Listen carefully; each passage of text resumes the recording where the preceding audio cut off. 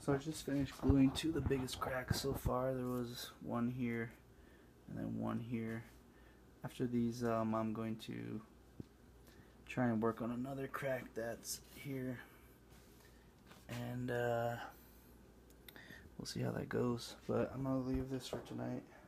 I put those just kind of hold it in place and keep it as a stint for tonight, and it's holding so far. It's been a couple minutes, so I don't think it's gonna really move anymore.